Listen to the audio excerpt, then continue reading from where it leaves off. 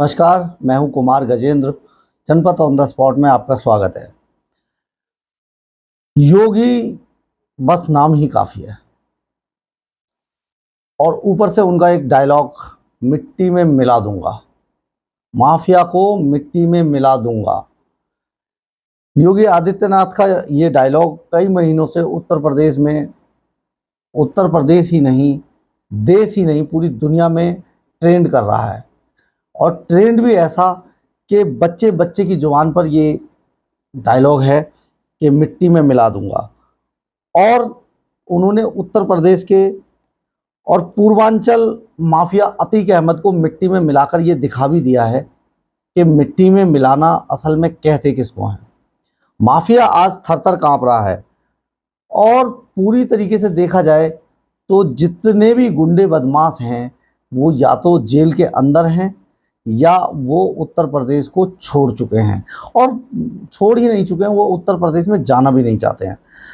लेकिन अब योगी के दुश्मन नंबर 1 मुख्तार अंसारी की बारी है। मुख्तार अंसारी हालांकि बहुत समय से योगी आदित्यनाथ के टारगेट पर है, क्योंकि मुख्तार अंसारी का अपना एक पूर्वांचल को रक्तांचल बनाने का अपना एक जलवा रहा है। पिछले 50 सालों से वो पूरे पूर्वांचल पर एक छत्र राज कर रहे थे। जिसने भी आवाज़ उठाने की कोशिश की उसकी आवाज़ को कुचल ही नहीं दिया, उस शख्स को ही कुचल दिया। बहुत सारे हत्याकांड, बड़े जघन्य हत्याकांड, ताबड़तोड़ गोलियां बरसाने के रिकॉर्ड सब मुख्तार अंसारी गैंग पर जाते हैं। उत्तर प्रदेश के पूर्वांचल में गैंगस्टर 191 की चार्जशीट पर दर्ज, ये हिस्ट्री शीट पर दर्ज ये गैंग मुख्तार अंसारी इसको होल्ड करता है। और करीब 6 फुट, सवा 6 फुट की कद के मुख्तार अंसारी एक बहुत ही पूर्वांचल के संभ्रांत परिवार से ताल्लुक़ रखते हैं, लेकिन उनके जो कर्म हैं वो बेहद घटिया हैं, बहुत ही काले कर्म हैं। जराइम की दुनिया में उन्हें मुख्तार अंसारी के नाम से जाना जाता है। उनके परिवार ने जो किया, उनके परिवार ने जो कुर्बानियाँ दी देश के लिए, वो सब भुला दी गई हैं, क्योंकि मुख्तार अंसारी ने वहाँ पर ऐसा ऐसा राज पैदा किया, इतना खौफ पैदा किया कि वहाँ पर बच्चा बच्चा पूर्वांचल में मुख्तार अंसारी के नाम से ही डरता था, कांपता था।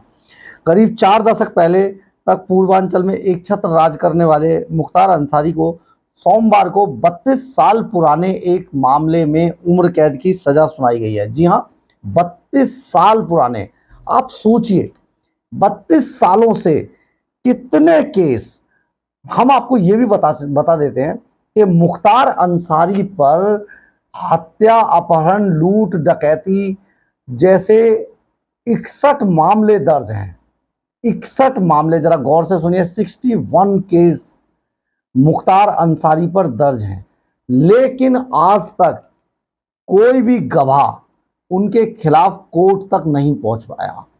किसी ने भी कोर्ट में जाकर उनके खिलाफ गवाही नहीं दी। इतना ही नहीं, शासन और प्रशासन, पुलिस, सब मुख्तार अंसारी के इशारों पर नाचती रही।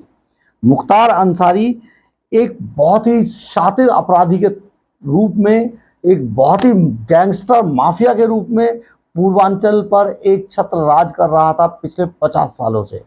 लेकिन योगी राज के कारण, माफिया को मिट्टी में मिला दूंगा के कारण, अब उनके खिलाफ मामले आने शुरू हो गए हैं। करीब 4 दशक से वो इस पूरे पूर्वांचल पर एक छत्र राज कर रहा था। इस 32 साल पुराने मामले में मुख्तार अंसारी ने खुद, मुख्तार अंसारी इस हत्याकांड में शामिल थे। मुख्तार अंसारी ने अवधेश राय, अजय राय के जो बड़े भाई थे, अवधेश राय की गोलियों से भूनकर लाहौर बीर इलाके के स्थित घर के बाहर गोलियों से भूनकर उनकी निर्मम हत्या कर दी थी। ये हत्याकांड सरेआम हुआ था और इतना जबरदस्त हत्याकांड था कि पूरे पूर्वांचल में मुख्तार अंसारी गैंग की तूती बोलने लगी थी। वीडियो कॉन्फ्रेंसिंग के जरिए चल रही कार्रवाई में सजा सुनते ही मुख्तार अंसारी पूरी तरीके से रोने लगा, उसके आंसू निकल गए और वो अदालत में गिड़गिड़ाने लगा।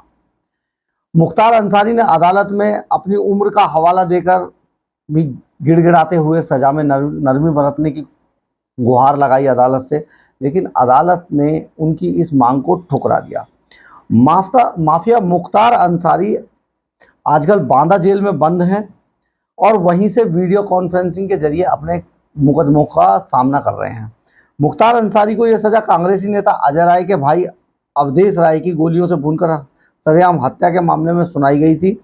पुलिस रिकॉर्ड के मुताबिक करीब 32 साल पहले लहुरा बीर इलाके में स्थित घर के बाहर जब वो अपनी गाड़ी से कहीं जाने वाले थे, उसी वक्त 3 अगस्त 1991 को दिन दहाड़े मुख्तार अंसारी गैंग ने उनकी अवधेश राय की गोलियों से भूनकर हत्या कर दी गई।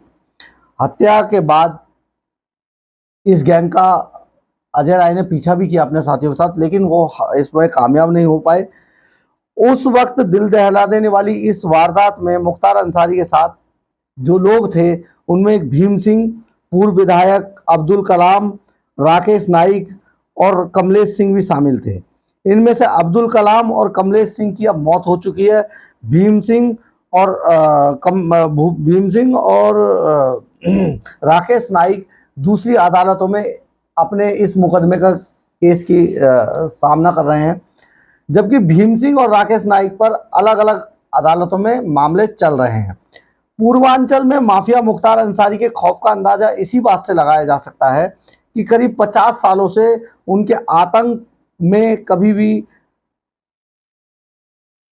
के कारण कभी भी कोई गवाह या कोई शिकायतकर्ता अदालत तक नहीं पहुंच पाया है।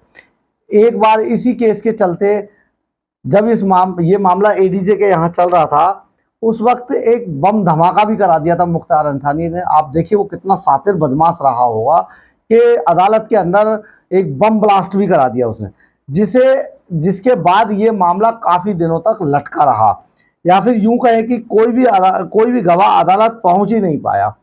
उत्तर प्रदेश पुलिस महकमा भी मुख्तार के डर के कारण इसके मामलों की फाइलों को अदालत में नहीं पहुंचा पाता था। और एक बार तो ऐसा हुआ कि इस केस की जो मूल फाइल थी, मुख्तार अंसारी ने अपने रसूखों के चलते पूरी फाइल ही गायब करा दी। ये फाइल इस तरीके से गायब कराई गई जिसके बाद ये कहीं पर मिली नहीं, लेकिन पुलिस ने इसे लेके एक मुकदमा अलग से दर्ज कराया था जो अभी भी अदालतों में चल रहा है। लेकिन योगी सरकार के आने के बाद मुख्तार का ये डर प्रदेश की जनता ही नहीं, पुलिस और प्रशासन के लोगों के दिलों से भी निकल चुका है। यही कारण है कि अब अदालतों के फैसले सामने आने शुरू हो गए हैं।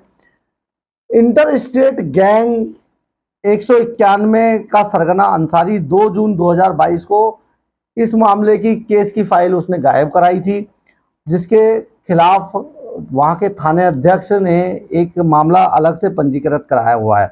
अवधेश राय हत्याकांड के पीछे अब सवाल ये पैदा होता है कि आखिर ये इतने बड़े हत्याकांड को अंजाम क्यों दिया गया था। दरअसल हुआ यूं कि पूर्वांचल के अंदर एक और डॉन और उसका गैंग अंगड़ाई ले रहा था। वो डॉन था ब्रजेश सिंह। जी हाँ, ब्रजेश सिंह एक समय पर मुख्तार अंसारी के गले की हड्डी बना हुआ था और वो इससे कहीं ज़्यादा ताकतवर गैंग माना जाता था। मुख्तार अंसारी जहाँ कहीं भी अपना गैंग की गतिविधियों को चलाने की कोशिश करते थे, वहाँ पर ब्रजेश सिंह का गैंग कूद पड़ता था। कहा यह जाता है, सूत्र ये बताते हैं कि जो अवधेश राय थे वो भी ब्रजेश सिंह के दोस्त थे, यानी कि ब्रजेश सिंह के प्रभाव के चलते अवधेश राय काफी मजबूत, अपने इलाके में काफी मजबूत आदमी कहलाते थे। और जो चंदौसी कोयला मंडी है उसमें वसूली को लेके ब्रजेश सिंह और अवधेश राय की अदावत, माफ करना, चंदौसी कोयला मंडी की वसूली को लेके अवधेश सिंह और मुख्तार अंसारी के बीच में अदावत चल रही थी। और माफिया डॉन ब्रजेश सिंह के इसी करीबी होने के कारण जो अवधेश सिंह थे वो मुख्तार अंसारी के निशाने पर थे। वो मुख्तार इसीलिए मुख्तार अंसारी गैंग की अवधेश सिंह किरकिरी थे। और ये जो अजय राय है, मुख्तार गैंग की वसूली में जो कोयला मंडी से जो वसूली होती थी, इसके अंदर कहीं ना कहीं अड़ंगा लगाते रहते थे, जिससे मुख्तार अंसारी किसी भी हद तक जाकर इन्हें हटाना चाहता था। आपको ये भी बता देते हैं कि चंदौसी कोयला मंडी की पर कब्जे को लेकर ही एक अन्य मामला, जो नंद किशोर रूंगटा का अपहरण और उसकी हत्या का जो मामला मुख्तार अंसारी पर दर्ज है, वो भी इसी चंदौसी कोयला मंडी की वसूली को लेकर हुआ था कांड। इसका मामला भी मुख्तार अंसारी पर चल रहा है। अब मुख्तार अंसारी अपने कद को बढ़ाने के लिए, क्योंकि उन्हें लग रहा था कि किसी भी तरीके से अगर अवधेश राय को ठिकाने नहीं लगाया गया तो उनके गैंग की कहीं ना कहीं फजीयत होती रहेगी, इसलिए मुख्तार अंसारी ने अपने लोगों को इकट्ठा किया और उन्होंने अवधेश राय को सरेआम गोलियों से भूनकर मौत के घाट उतार दिया। ब्रजेश सिंह को भी, इस गैंग को भी इस मामले में झटका लगा था, लेकिन इस हत्याकांड के बाद पूरे माऊ और मोहम्मदाबाद से लेके पूरे पूर्वांचल में मुख्तार अंसारी की तूती बोलने लगी थी। वो पूरा गैंग अपने एमएलए, अपने सांसद और अपने विधायक तक जिताने लगा था मुख्तार अंसारी, और मुख्तार अंसारी के सामने कोई खड़े होने की हिम्मत नहीं दिखा पाता था। लेकिन योगी प्रशासन आने के बाद, योगी की सरकार उत्तर प्रदेश में आने के बाद, अब लोग बिना खौफ बिना डर के अदालतों तक जा रहे हैं, और जो पाप 50 साल पहले मुख्तार अंसारी ने किए थे, मुख्तार अंसारी और उसके गैंग ने किए थे, उन पापों में अब मुख्तार अंसारी नरक में जाता दिखाई दे रहा है। ये बेहद बेहद संगीन मामला था, और 32 साल लंबे इंतजार के बाद अवधेश राय के परिवार को मुख्तार अंसारी गैंग से मुक्ति मिलती दिखाई दे रही है। जय हिंद, जय भारत।